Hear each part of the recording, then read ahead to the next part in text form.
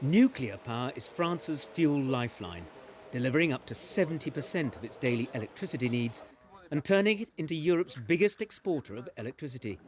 But since the discovery last year of major corrosion issues in some of its aging reactors, output is currently down by a third. The problems with the reactors have also restricted its ability to export electricity to other European countries, particularly Italy and the UK. And those exports have previously generated up to $3 billion in annual revenue. At the heart of the problem is France's ageing fleet of 56 nuclear power plants with an average age of 37 years. Investments in the plants had been slowed by a decision in 2014 to reduce the country's dependence on nuclear energy to only half its total needs. The energy crisis at home and the soaring price of liquefied natural gas following the Ukraine conflict has forced the French government into a radical rethink.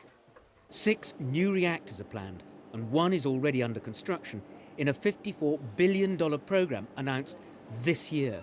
Another 8 nuclear power plants are under discussion, but the immediate focus is what happens this winter.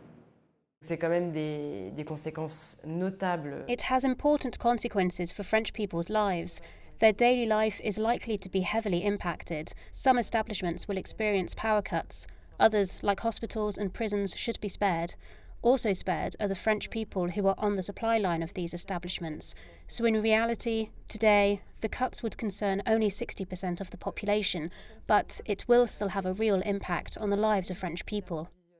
Despite EDF's reassurances on security of supply, the French government is putting together a plan to share any power cuts evenly and to protect essential services, such as hospitals and schools. At the same time, French consumers have been urged to reduce their energy consumption, particularly at peak times, to avoid the danger of power cuts to homes and industry. Even here in the French capital, known as the City of Light, the effects of the energy crisis are already being felt. The lights on the Eiffel Tower and in the premier shopping street behind me, the Champs-Élysées, are being switched off early every night. While that may not be doing much for Christmas cheer, the French government clearly thinks it's preferable to the alternative: the threat of rolling electricity blackouts.